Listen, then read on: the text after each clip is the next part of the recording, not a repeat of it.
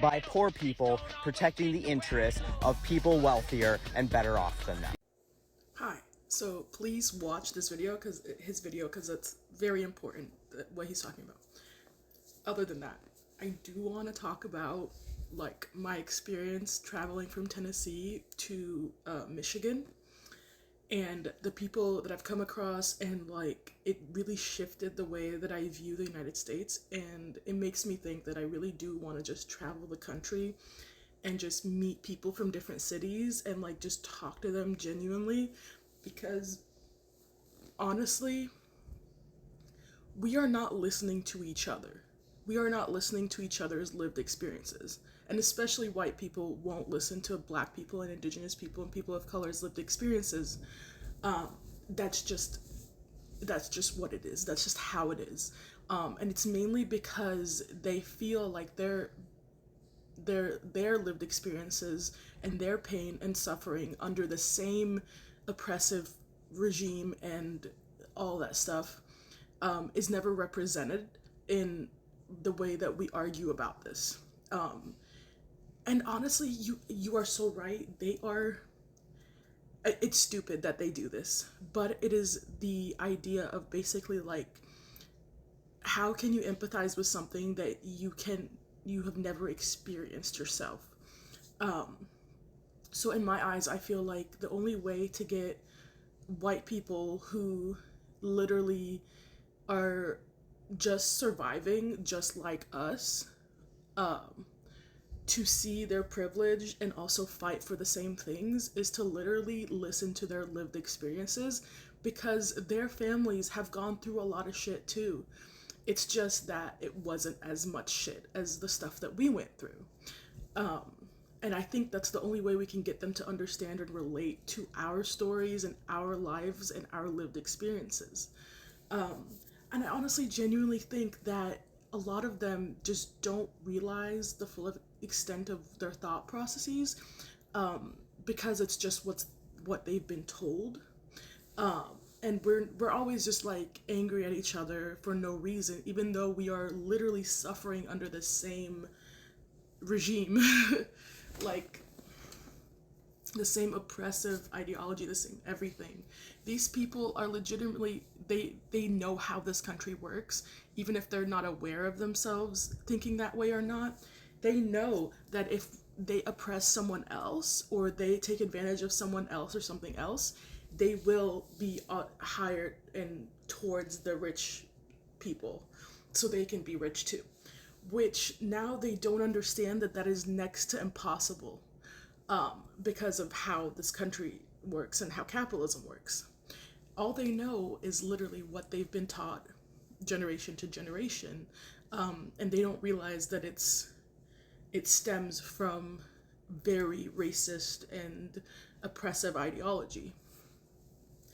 So my thought process is we need to empathize with them so that they can understand what we're going through. So basically, like, it'd be like, let's say their family was super poor during the Civil War, whatever, didn't have anything. I don't fucking know, man.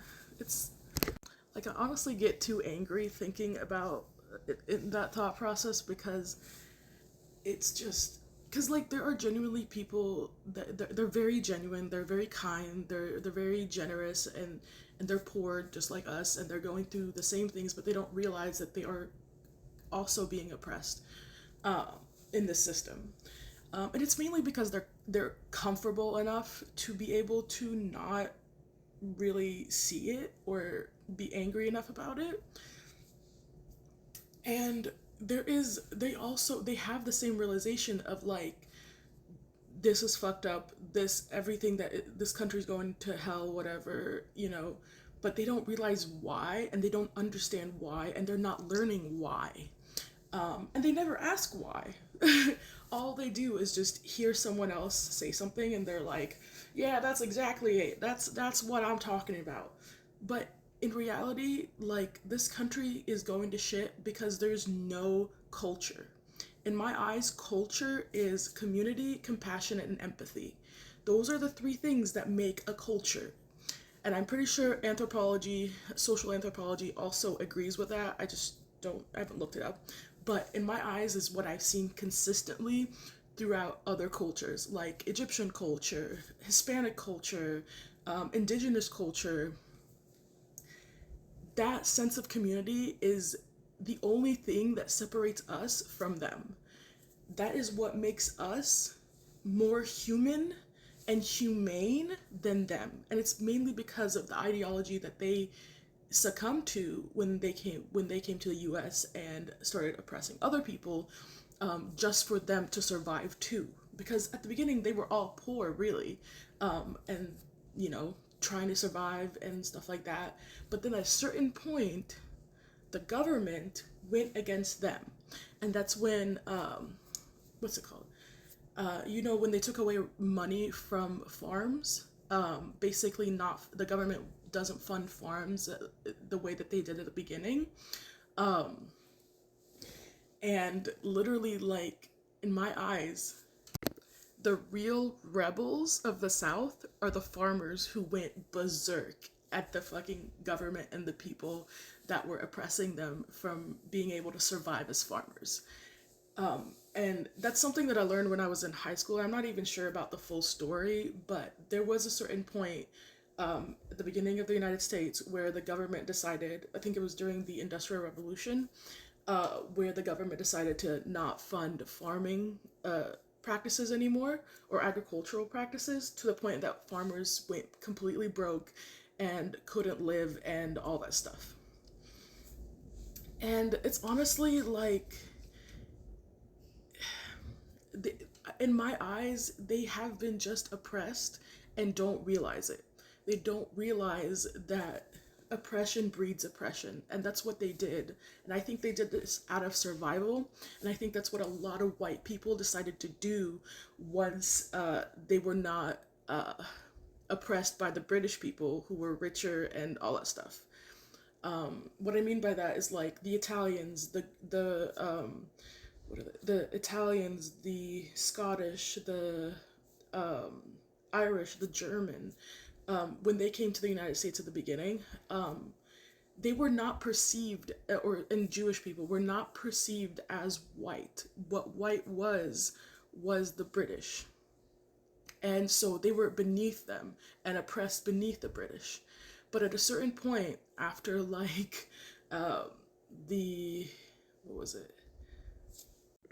After basically the ideology of being British became anti-American or oppressive, literally the British had to back away a little bit, or the people who were wealthy and British had to like go like, wait, okay, so now we don't like the British, we don't like their ideology, so why are we, that's what I'm assuming happened. I don't know the details, but I'm assuming that basically these other white people, like the Germans, the Irish, Scottish, whatever, they chose to do whatever the British are doing so that they can make more money, and be wealthier and survive. But at the same time, they chose to oppress and degrade and kill and torture Black and Indigenous people and people of color. Like, why do you think Jewish people were able to become doctors and whatever at a very early point in United States history? Nobody likes the Jewish. Literally, like, throughout all of history, everybody hates them. But because they were white, they could literally pass right into what whiteness is. And they, at some point, all of these white people from different parts of the world that are not British chose to be white. They chose whiteness. They chose to oppress. They chose to kill. They chose to torture. They chose to blend into this culture and teach it to their children so that their children can make money and survive longer. That is what I see it as. There is no culture here. There's no community, there's no compassion, there's no empathy. That's why the United States is shit, and that's why I think the United States has the highest rate of serial killers and sociopaths in the world, is because it's not a collectivist society where you're perceiving and practicing empathy and compassion all the time. Anyway, that's my 2 cents.